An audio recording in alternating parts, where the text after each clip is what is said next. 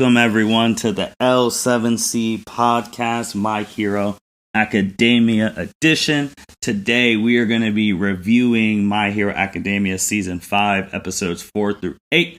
And we have our My Hero enthusiast, Andrea. How are you doing today, ma'am? I'm good. How are you? I am doing well, thank you. We just finished watching Episodes 7 and 8, and we watched 5 and 6 last week. So we are here to give our every 4 episode review. And before we go into the episodes, how are you? You still liking Season 5? Oh, very much. I very much like Season 5 so far. We're getting a lot of the training. We're getting to see those, underrepresented Class B characters, as well as the, underrepresented Class A characters as well that we haven't really seen too much of. Shining moments for some, lackluster moments for others, but don't want to get into those details too much. So last time we reviewed the episodes, it was 1 through 4. We had the first Class 1A versus 1B battle, and that one, the heavy emphasis was on Shinsho, baby Eraserhead, yep. Because he's being trained by him on the low. So those 2 episodes were focused on him, and his team was able to pull it out. And from watching these 4 episodes we've watched, it seems like each episode is going to focus on a particular hero, it's looking like. It kind of seems like kind of one student on each side more so than the other, and each battle it looks like is getting, like 2 episodes each. So you kind of see a main shine for a couple to start, and then you kind of move to the next group and the next group. But overall, I do feel like you kind of see more so the shining moments for one on each, team for Class 1A and Class B.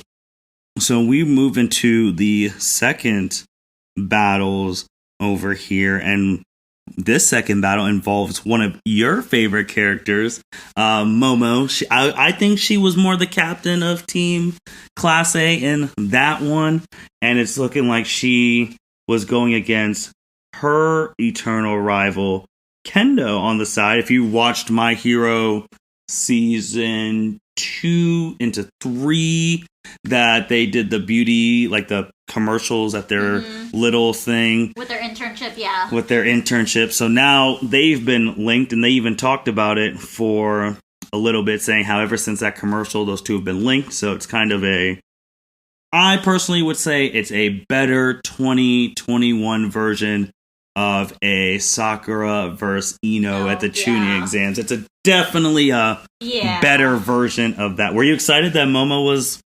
Yes, I was very much ready for her to be on deck and like get her moment, and us to be able to see her more in action.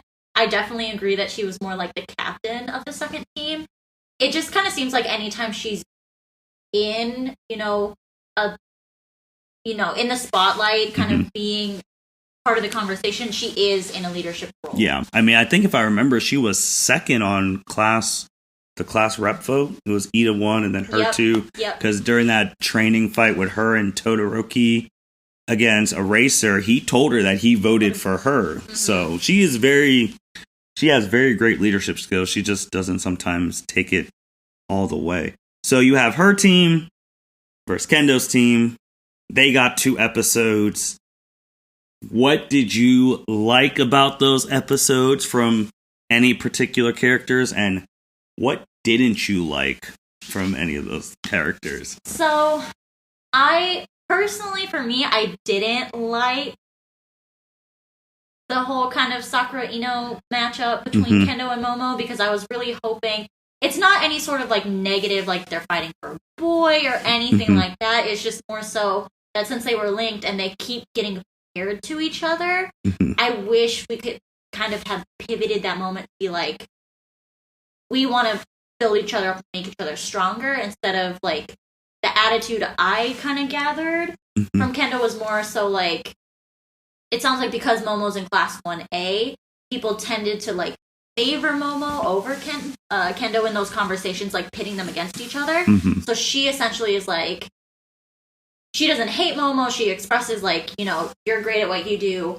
I just want, to one up you. So she kind of has, the tallies in the back of her head that Momo's got one, now she wants one, which is healthy in a rivalry. It just also, I wish it didn't have to come from, the beauty commercial, and a lot of times it seems like when she was referenced in the previous season during the school festival, Kendo entered the beauty pageant, and somebody brought up like, well, Momo, why didn't you do it? And it's kind of part of the reason that they were linked is their level of attractiveness, and they keep kind of getting paid for that reason. I appreciate that Kendo's now trying to make it more towards like their merits as like heroes, as potential like pro heroes, but I kind of didn't like that too much. Also, just observing and skipping just a little bit ahead into episodes 7 and 8, it seems like from what I've noticed is Class 1B has more of a killer instinct that we haven't seen from Class 1A, and I wonder if that's because they've been in life or death situations that they don't want to take it to that extreme during training, whereas Class 1B, as we talked about before, kind of has had a lot of, the traditional school experience, and they're going in for it like they've been taught to, and they know that they should do in real life situations, but they've never had that brought to them. Yeah. I think, it's two things you said. When they were asking about the beauty pageant thing, I don't even know why she asked Momo why she didn't do it, if she was gonna, she thought she was gonna win, because nobody was beating the big three girl. Right. Like, it was her senior year. She's been coming second place every year. Like I don't know why you would even ask that. But on your killer instinct thing, I completely agree. And I also feel like, it's going to change when we preview who's next, because he's... Baka goes up to bat, and we know all he is killer instinct. Yeah, but I feel like because Class 1B they feel like they have more to prove. And they are taking it way more serious, which I don't even understand why some people in Class 1A feel like they're taking it slow. They don't have that much to prove, because let's be honest, besides maybe 2 or 3 people from Class 1A, most of them haven't been relevant since the sports festival. Right. So shouldn't they have more to prove? Besides only 4 of them were mainly involved in season 4 in the overhaul, right? So wouldn't the others want to be like, okay, we have something to prove? But Class 1B right now is taking it super, super serious, and I enjoy that because it's pushing Class 1A. So when we talk about the Momo team versus the Kendo team, you also, I would say, we had a highlight from the first episode, Tokoyami. Yep. Dark Shadow, which is a very cool concept as a power. He had his shine, where we're seeing backstory, because now everyone in Class 1A is connected to some pro hero now, whatever. It just seems like the ones that we're focusing on so far are connected to some hero, and Tokoyami even mentions that in the later episodes too, the burden of a successor. Right. But so he interned at Hawks' agency in season 2 when we really didn't even know who he was. Right. And then now obviously he's the number 2 hero now, and Hawks is like, oh, we're birds of a feather, we gotta teach you some moves. And he taught Dark Shadow basically how to fly. So he gave a great trick. Oh, it was so cool. It was, and getting into that backstory a little bit for Tokoyami was very interesting, because obviously the whole idea of birds of a feather flock together, but seeing Tokoyami's kind of internal struggle a little bit, doing his internship with Hawks and then doing his work study with Hawks, because you'll have to watch the episode for the reasons, but essentially Tokoyami was one to feel like I didn't do well enough the first round, and you were taking advantage of me on the low. Like a real intern. Right. Get the coffee, do the faxing, copy the sheets, like a real intern. So when when Hawks requested him back for the work study or offered it to him, he was just like, what am I here for except to do XYZ? And that frustration, prompted him to develop the skill of being able to use Dark Shadow to fly, which is a great thing. Oh, I mean, Hawks said, people who have wings shouldn't be on the ground.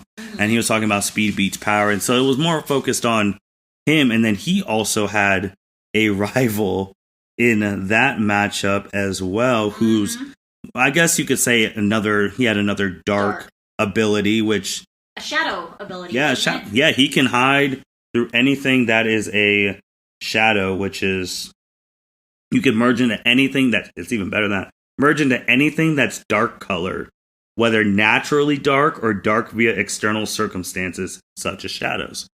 So those two were going at it, and then you had the battle of the brains between Kendo and Momo. And Momo, I mean, she was showing some great things. I mean, you have to watch. She had a cannon, which is super cool. It seems to be kind of her thing lately. Yeah. That, like, if she's up against the wall, she's making a cannon at some point. That's her signature weapon there. And then you had the other people who were fighting between the teams. And, I mean, we thought that, because I know Momo is one of the people we previewed that needs to have a bigger season 5, because besides Uraraka, you could say that she's one of the main primary girls of the show. And unfortunately, I mean, you'll have to have it happen, but Momo's team lost. Yeah, I don't want to say that she let me down. It was one of those things where I really feel like there could have been a better opportunity for her to figure out a different plan. Mm-hmm. My biggest thing that irked me is that, during the licensure exam, Momo literally outthinks somebody whose quirk is intelligence. Mm-hmm. But then you have her fight with Kendo, and Kendo is essentially like, oh, I know she's going to outsmart me, so I'm going to outsmart her, knowing that she's going to outsmart me. And I'm just, like, we just put Momo's intelligence and strategy, up on a pedestal just to yank it right back down. At least in my eyes. Not that she's dumb or anything like that. Kendo, I mean, obviously is showing that she's got prowess, is very much a leader, and has shown to be a leader since we saw her, kind of give, what's his face, I'm forgetting his name right now, the guy with the copy quirk, Monoma, the, smack to the base of the skull to shut him up. So she's always kind of been a more prominent figure in Class 1B. Yeah, I think the first nickname they gave her was she was the mom of Class 1B. And like Kendo, it's crazy too, because like you said, she knew whatever she was going to plan, Momo was going to outsmart. So her plan was like, I already know what you're going to outsmart me, so let me try and think how you're going to outsmart me. And I mean, just her, we were talking about this in the next fight too, when it got up close, like Momo couldn't do anything close range, like against Kendo's fist. And like she was really just punching at the bit. And then we'd have to be remiss to talk about probably the MVP of that fight, of the quirk of the mushrooms, which is a very powerful quirk. If you guys could only have visual to see how hard I rolled, that she was just, walking around putting mushrooms everywhere, and we're just like, what? At least for me, I can only speak for me. I was like, what are we doing? Like, what exactly is happening here? And then right at the last moment, we got TKO her, and that's only because that punch wasn't lethal. Essentially, she pulled back just enough so that it didn't kill anybody, which is kind of scary. Yeah, Miss Kineko, she had the ability of the mushrooms where she was growing them on people. They were super poisonous. We also had Manga in there, who's his quirk comic, which is super cool. I mean, fourth wall breaking, yeah. So like, boom, pam, pow, and that's what happens.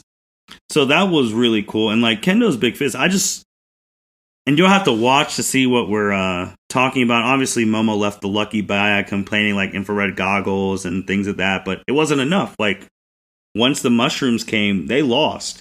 And I was shocked because I didn't know which team. I thought one team of Class 1As was going to lose, but I didn't think it'd be Momo's and Tori. Like, I felt like they had a good team. Me too. Like they felt like they were all pretty strong, and with Momo's leadership and just their quirks, but we underestimated. They were strategizing. Like that's something we're going to talk about in the next fight. But like they out of the gate had a strategy, and so did Class 1B. Mm-hmm. And it seems like, I will say, just overall so far, and honestly into the next fight, I don't expect this to change my opinion. But so far, it seems like Class 1B very much hits strategy as more important than Class 1A, or at least there's been more very strategy-minded characters on Class 1. Agreed. And then they lose, and everyone's like, oh my gosh, Momo and them just lost. Todoroki's like, hopefully this doesn't break her confidence, because her confidence is very shaky. Yep. And I mean, so then we go from them, who now the score is Class 1A 1, Class 1B 1, so it's 1-1.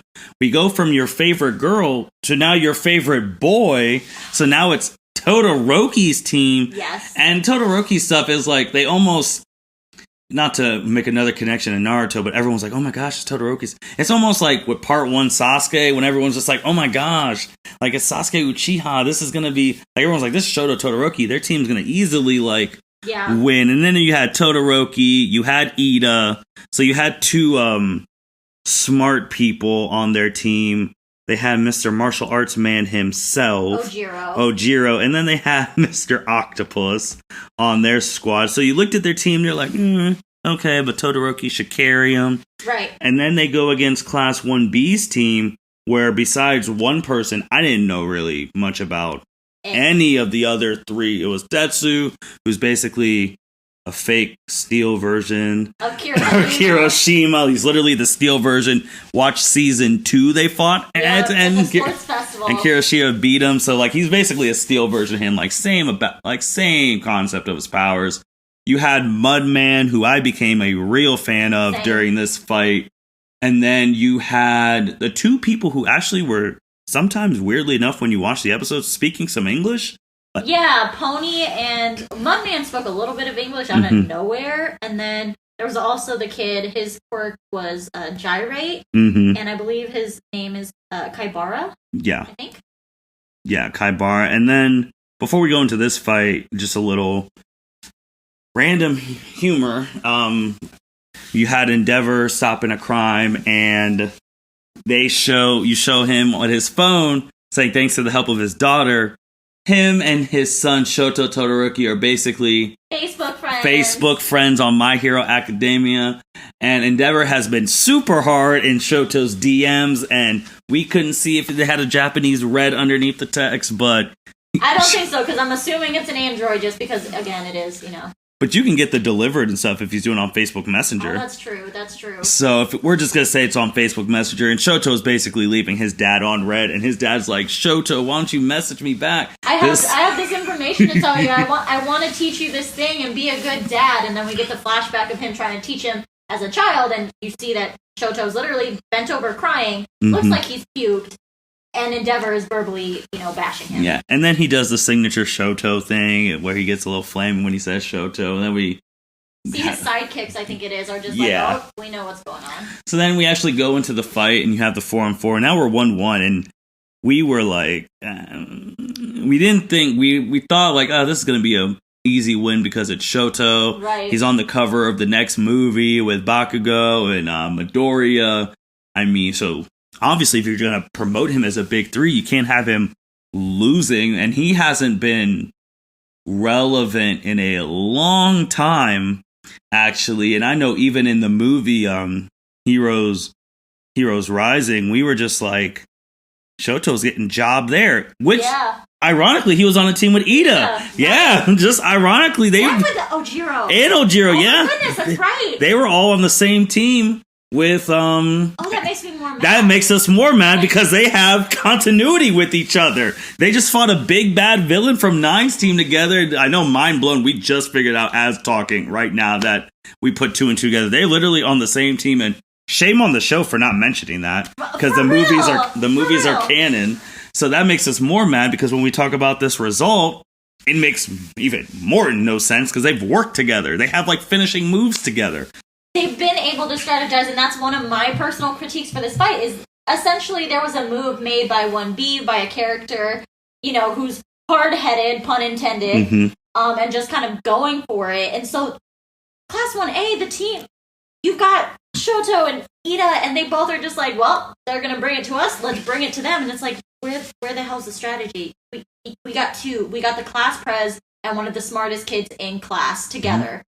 And now we add on that they've worked together before to bring down a very strong villain. And one of the strongest in Shoto. And even talk about working together. Remember, Shoto and Ito work together against Stain. Like, these two have actually worked together a lot throughout the My Hero. Now look at that. Mind blow, fourth wall on the podcast. But when we talk about this fight, I mean, one of the standouts for us was Mudman. Mm-hmm. Like, we really didn't know who he was. His quirk's actually a very, it's a very convenient quirk that you can use in offense and defense. And he planned.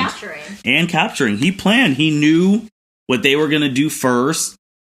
Shoto's team did it first because Shoto's been in his tendencies of using ice first. And that episode, besides the Shoto stuff, kind of focused more on Ida. Right. Because Mudman trapped Ida real quick, and he's like, I already know your limit, so you're done. But then Ida had his conversation with his brother. If you've watched season 2, you know what Stain did to his brother, so he's basically retired now, and he's trying to carry the family legacy. He even has his brother's hero name now. So Ida went through some very extremes to get new powers. You're going to have to watch that and see what he did. It's pretty intense. So now he's super turbo fast, and he was doing his thing for that, but Mudman he couldn't take Mudman out. He was still able to adapt, and then you go more into the next episode, and you see Shoto fighting Tetsu, and when you say the names out loud, you're like, well, Tetsu lost to Kirishima back in season 2. Shoto's been deemed as one of the strongest people in Class 1A. So you think Shoto versus Tetsu, it's going to be a wash that Tetsu's going to lose. You're going to be very surprised because when you watch it, Tetsu was beating the heck out of Shoto. Like, you would never think that, but Tetsu, you have to watch to see his extreme training methods to get strong, because that's not cool. But how did you feel that your best girl lost, and now you're watching this, and your best boy is getting demolished by fake Kirishima? I mean, it was not a good feeling, and it also didn't help that they were both essentially getting their butts handed to them in the same freaking manner. Mm-hmm. Like, now I'm wondering, do I have a preference for long-range fighters? Because apparently I can't pick people who can throw hands, because honestly, at this point, I'm wondering why the hell we're not having a basic, because obviously everyone, quirk training is very individual because everybody's quirk is different. Mm-hmm. But why are we not having basic hand-to-hand combat training? Or if they are, why the hell are they not any better at it than Class 1B, or at the same level as Class 1B? Because, especially for long-range fighters, that's a weakness. So why is that not identified and, built into their quirk training coursework? I agree with that, because I think the last training we saw was season 3, when first they were in the forest, mm-hmm. and they just did quirk-specific training. Right. And then you see them at the end of season 3, that's when Deku unveiled Shoot Style, where they were practicing ultimate moves. You never saw, them have basic martial arts. We only see Uraraka do it because of her. Is it her internship? Mm-hmm. That was season 2 internship, because it wasn't the work study. Because work study, she was with the top 10, the Dragon Lady. That's right. And then the other dude, I think, she was with a fighter guy. The only other person you really see. Obviously you see Midoriya train. He's the main character. But you don't really see basic hand to hand stuff. They talk about hero stuff, but it's if someone brings you in close or long distance to work on that. And Shoto starts the fight the same every time. He shoots a big thing of ice, hopes he freezes you, and then calls it a day. Which, against lower level people, is good, but if you've already seen it in your higher level... Right. Plus, if you're able to strategize around it, that was something that this episode pointed out for me, was that he always starts out with ice. Mm-hmm. And I was like, ooh, I hadn't really paid close enough attention to that to know, because Mudman even makes a comment hey, if you would have been more cold-hearted and, had that killer instinct and started with fire instead of with ice, we would have been, SOL. But now I don't know if I believe him. Because when he was fighting Ida, I thought Ida was actually going to beat him, because I was like, oh, Ida's about to get a crowning moment. But Mudman was able to sink himself into the ground. Wouldn't he have a backup plan that if he does use fire, just jump to the ground, because I've already muddied the place up? And he said, when they were jumping around, I've muddied the place up. But not Tetsu and Shoto, that was very interesting, because we were just watching it live, and we were just like, oh, this is... If we could have had, at least on my face, I don't know about yours, because I was glued to that screen, but just reaction cameras? Yeah, because I was just in utter shock, because it makes sense, especially since yeah, he's kind of like rip off Kirishima. However, Kirishima just hardened. He actually turns his body into steel. That's true. So, like, it made sense to me that he would, be able to absorb or, like, it not affect him to a certain level. But at the same time, steel has to have a freezing and melting point. Yeah. So I'm just like, for me, the science nerd is coming out wanting to know how hot or how cold that needs to be and if, Todoroki is able to reach that. Yeah, and Shoto got extremely desperate that then he was having flashbacks of the same training that his dad was having flashbacks.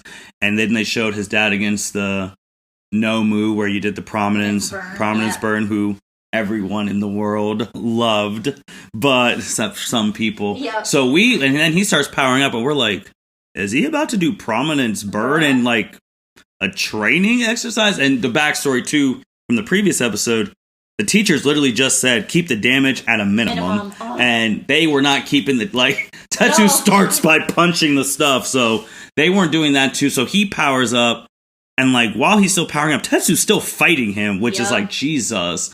And then you have Mudman trying to come through, and then Shoto puts all the energy in one fist. We don't know what happens if you actually would have connected, but that was so beautiful. I was so ready for it.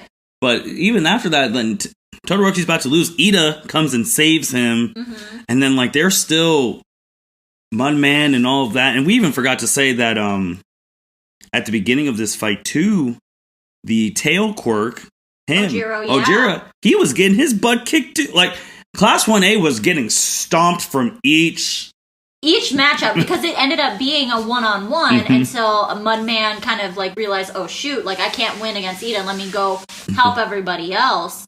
I really felt like the only way they could have lost is if they went one-on-one, because outside of Shoto, I really feel like it did play out this way, that it seemed almost even. There were definitely some where there was a leg up or two. And if they would have switched up the one-on-ones, it would have been a different story, but they didn't go in there with a strong game plan and anticipating that, the other team also is able to plan, which irks me to no end. Like I said before, you had two big brains on that team. Yes, you did. And they just decided to say nah, and it's not. And that's the one thing is like with Bakugo, when he does that, we know it's because it's a pride thing. With Todoroki and Ida, it just seems like a momentary lapse in judgment for them to be dumb and not come up with a strategy and backup plan. Well, Ida hasn't been written well in a little bit. He was supposed to be like, the signature anime group, like the 3-man team of friendship of Ida, Midoriya, and Uraraka. And like, ever since Stain, Ida has been... Yeah, he's been... Unless you count when he was part of the team that's like, F the rules, we're gonna go save Bakugo from the League of Villains. Him, Momo, Kirishima, Shoto, and Midoriya. So I guess, to be honest, for all the people we're just talking about, that was their last time they were relevant. Besides Kirishima, we know season 4, that's where he shined. But Momo, Ida, and Shoto, besides saving Bakugo, they have not been... That just rubs salt in the wound. That irks. And then I don't even know who we say the MVP of these two were, because was it Mudman, or was it, when you watched it, was it the girl with the horns? It's Mudman, because without his setup and like ability, especially at the last second, for her to be able to swoop in and let the fight end how it ends. Also, she annoyed me. I couldn't quite... She basically had... Her quirk is horns, and so apparently she shoots horns off of her head. Her name is Pony. And she can control 4 of them at a time. So when I first heard that, and then later see her shooting like a barrage of them at Shoji, which is like, what's his name? Octical? That she's shooting a barrage at him, I was like, wait a minute, I thought she could only control 4. Well, that was my misunderstanding. She can control 4 at a time, but she can shoot a lot off just like in a general direction. Like a semi-machine gun off her head. Essentially. And I would assume it kind of runs out like, or has the same side effect as your favorite, Minetta's balls on his head, that eventually, if she starts running out or like she reaches her limit, she's going to start bleeding from the head. We did not see that happen, but that misunderstanding kind of really bothered when things started playing out. I would say, too, with her situation, I mean, we were just talking about she could have did it differently in the end that you guys need to see, but the people, when the match over, is like, yeah, in a typical situation, I mean... This is a valid option. Yeah, and we were shocked because, you talked about the two big brains on Class 1A, but Class 1B was the one who outplayed them in every facet. Even when Ida, there was a point where Shoto was knocked the heck out, and Ida grabbed him, and Mudman was able to take them both out, and last ditch. And at that point, again, we had the same thought watching that scene play out, beer. And that's all I'm going to say about it. But 4 people were down. Everyone was down. There was one person in each jail, and everyone was down. Except for the Horn Girl, who she makes her decision, and then that's the end of that. And Octical, which watching it, I felt so bad having so little faith that he was going to be able to do anything. But at the same time, all we've ever seen him do successfully. Well, he's a sensor type, he's a surveillance, and he can do close range. Last time we saw him, he got smoked by 9. Right. Well, yeah, but he was just outclassed with that one. But I really. For somebody who's able to make multiple arms, and it seems like he's got connective tissue between some of those arms, why the hell can he not fly? I thought you were going to say, why can't he extend his arms? Maybe that's the next... He does. At one point, he does, super extend his arms. I guess why he didn't even try it in the episode, when she was in the air. Probably that's too high, but, I just felt so bad that I'm just he can't... I was watching the episode with you, and I'm like, he can't do anything. Really? And I felt so bad because I want more for his character. I want him to have his crowning moment. But the fact that we just, had that crucial moment could have been his. Mm-hmm. And spoiler alert, it's not. So how do you... And the score's still tied. So take that for what it's worth and what you think that means what happened with Shoto's match. The score's still tied game. But how did you feel personally? Because... those were your 2 favorite people, Shoto and Momo, back to back, and they did not. Momo performed better than Shoto, which is wild to think about. Momo's not on the cover of the next movie, so I basically, for me, it's a little bit of an ego hit, especially for Shoto, because again, he is touted. He was brought in as a special recommendation. He should be at the top of the class. In theory, maybe he could have beat. I would argue he would have beaten Bakugo if he used a flame. At the sports festival, his ability puts him towards the top. His intelligence has him at the top. I mean, when the school started, everyone had him at the top. Right. Everyone had him. And so, it reinforces the idea of his past trauma and adverse childhood experiences, and I don't want to say the holes in his training, because he had training forced on him that.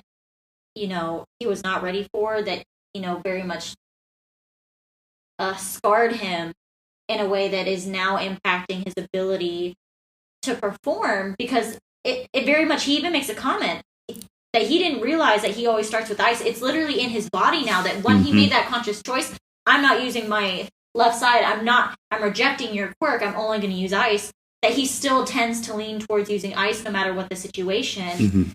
And so it's now becoming apparent to him that he has those holes and he's going to try to work to overcome it. But for me, it was slightly disappointing because, again, I hadn't noticed that. So I thought we had been able to move past that kind of issue with using the fire side. Not that he has an issue using it. It's just he's still pulling to the ice, whereas he shouldn't be. So that hurt my heart a little bit because I thought we were past all of that. But yeah, he still has a lot to learn. And it was funny, too, when Shoto's team was up, I was almost going to bring up the suggestion, I thought almost Class 1. I thought they were going to lose one. I was shocked it was Momo's team because the way it was going. I thought they were going to sweep the rest, and I was going to be this would have been better if it was Class 1A versus the one school from the provisional exam that had Cammy, so cool. Yeah. Cammy and the Wind Dude. Yeah. So then you can have Wind Dude and Shoto after they've done some growing up. I thought that would have been better because I thought that would have been more competitive because you guys all go to the same school. You know each other's, they all know each other's abilities. They don't know how much they've each improved. So I was wouldn't it have been better to fight another top school who really doesn't know that much about you? But now Class 1B has proven me wrong on that before I even suggested that to you, because they are doing it, and we're just sitting here doing it well. And we're just like looking at the score sheet, and there's only 2 more teams left. And it's funny because previewing the next episode, and when we come back 4 episodes from now, the next one is Bakugo's team. Yep. And it's funny that everyone in here, we all just like, there's no way Bakugo's team is going to lose. Like, there's just no That's freaking... what he stakes his hero reputation on, is not losing. Like, that's the most important thing for him, is that a hero does not lose. Mm-hmm. So he does not want to lose. Ironically, he's still, his verbiage is still very much, I'm going to kill you, which is weird, instead of saying, like, I'm going to beat you. But whatever, it's fine. Overkill doesn't actually hurt anybody, I guess. Yeah, and I also think we also know we're already going to say, we know his team is not going to lose. Gosh, if his team loses, we might have to jump on a special episode, because we'll both be shocked. But it's the fact that he takes every fight serious. And even though he has that verbiage, he takes every opponent that he fights with respect and goes all out. Obviously, one of the best fights of the whole series with Uraraka. And no one's like, why would he take her? Like, he takes everyone serious. So he's going to take Class 1B serious. And obviously, he had the anime, rival thing, the previews, oh, wait till you see what I got now. Deku, previewing that. So, yeah, I'm going to be interested, because his team does not look strong, but they have Bakugo. So, and he told Deku, which we didn't talk about a little bit, that Deku and All Might were talking about if he's had any one for all things, and then kind of flare-ups where it activated accidentally. Plus, he had a new vision that All Might's I have no idea what you're talking about. My predecessor never said anything to me. This is weird. Let me call Gran. Let me talk to Gran Torino, and then I'm just sitting here don't you guys have cell phones? Why don't you just call him up? And then Bakugo's what are you guys talking about? He's I was told to hold the secret, and you guys are just talking in the public. Right. Even the people who left, who I guess a little tidbit, because then they were asking about Uraraka's oh, of course you know what's going on with Deku, the romance stuff. She's no. But All Might just casually asked for him, and then off to the side, nothing suspicious, there's no favoritism or. And then Bakugo asks, "Is there a problem with One for All?" And Deku tells him, and he's because Bakugo's a very smart person. You give him one thing, he can figure it all out, and he's just I hope you're getting stronger, because I'm ready to go again. And Deku says, "I'm going, taking my time." And also because Deku, which obviously they have to be the last fight, he's the main character. He is going against Shinsho. So he was the first person to flare up the other people. So that's already foreshadowing that something's going to happen with the One for All, that something's going to happen. But I don't know, man. Class 1A they're slightly disappointing. Yeah. And especially coming off of season 4, where most of them didn't even fight. There was only 4 people who fought. And from that, and it's crazy too, when we talk about the teams, how there was 2 people from the season 4 who were on the team, Froppy and Kirishima, and then there's 2 people with Uraraka and Midoriya. And so I guess the 4 most experienced fighters now are separated, but I don't know.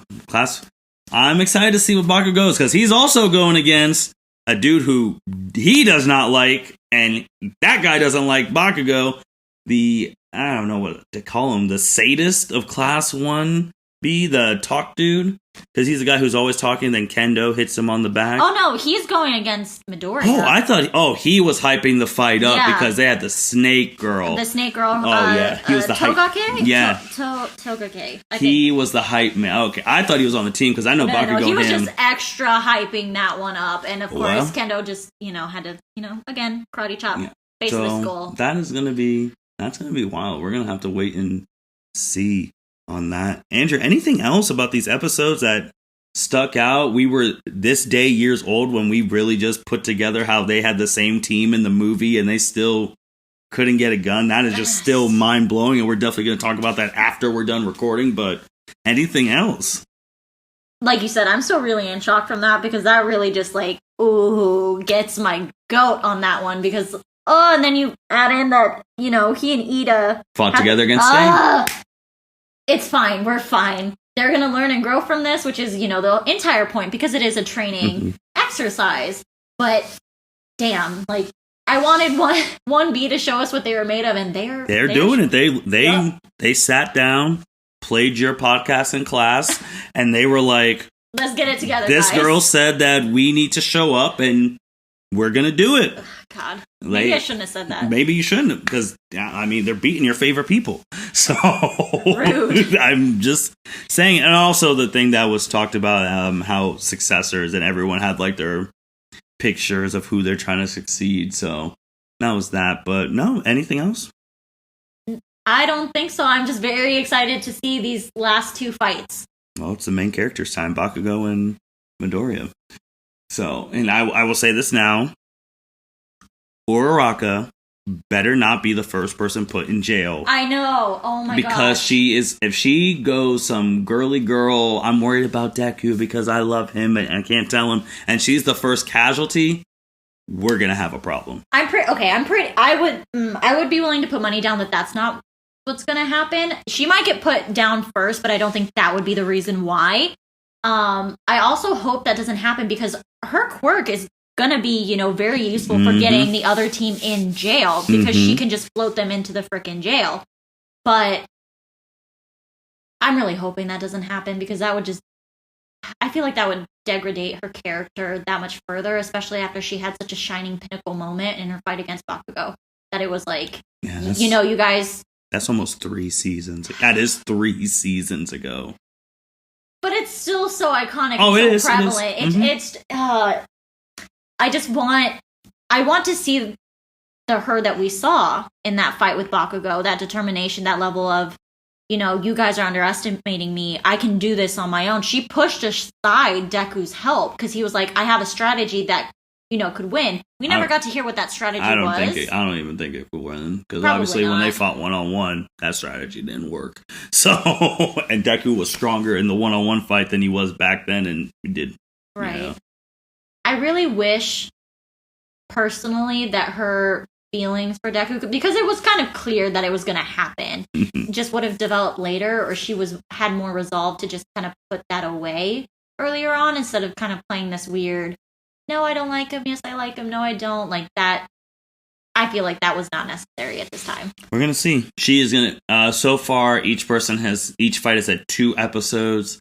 I almost said, since this is Bakugo and we know victory is assured 99.9, he might finish it in an episode and a half.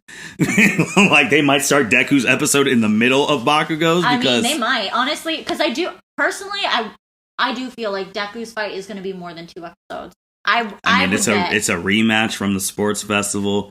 You have the love interest on the team. Plus, you also have Monoma, because here's my theory. Something I feel like could happen, because part of what we're all like looking at is that we're worried that Shinsho's quirk is going to, impact Midoriya's one for all.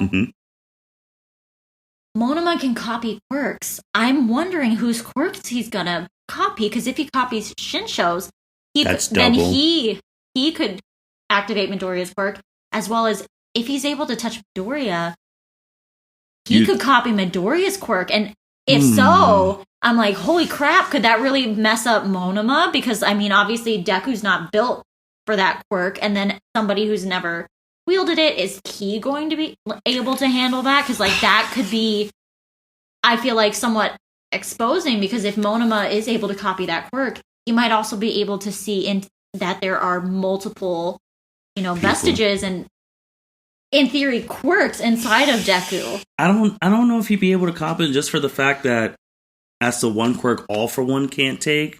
So if All For One can't take it, I can't just see some scrub being able to copy it. And I also feel like with like Shinsho at the fight, if he touches him and tries to copy the 7, well, I guess 6, because 1's still alive, would be like, yeah, not for you. Back up. I mean, Deku literally transferred his quirk to Bakugo in the movie, and they're like, nah, we're going to stay with this guy. See, I just wonder if it was that or the legit... I just wonder how much plot armor that reason that All Might said of that, like, oh, he passed out before it could fully transfer is like... I don't know. We're gonna have to wait and see, but we are excited for Bakugo's fight. And with all that being said, thank you everyone for listening to L7C Podcast. Thank you, Andrea, for giving those great reviews on episode 4 through 8. I am sorry that your top 2 did not fare well as we anticipated, but that means we'll be talking about that for weeks on how they could have done better and going forward. And hopefully, I mean, it's about to be Bakugo and Deku's show. Here we go again. So we feel like we know Bakugo's going to win. Midoriya's team, you never know, because Midoriya sometimes will lose for a teaching moment, and he might pull the lose. He almost always loses for a teaching moment. That is true, unless it's a villain. But that's so true. But we're gonna have to wait and see. Hopefully, I mean, for a couple weeks from now, we'll be in June-ish. Yep. I'm kind of hoping for another movie trailer. Oh yes. I'm kind of hoping for another movie trailer. I still that picture. I want to know why Deku's a wanted man for mass murder. Like, I want another movie trailer because obviously that movie is coming out in August in Japan, and if the Japan anime movies going forward are the same caliber and tier as the Demon Slayer movie, we are going to be in for a treat on the My Hero movie. For sure. Hopefully. The two have been really good, but I'm really hoping now with that preview, this one tops the other two. But with that being said, again, thank you everyone for listening to L7C Podcast. You guys take care. Thank you for listening to this episode of the L7C Podcast. Be sure to like, rate, review, and subscribe to the channel. Follow us on all social media platforms, and we'll be talking to you guys soon. Take care.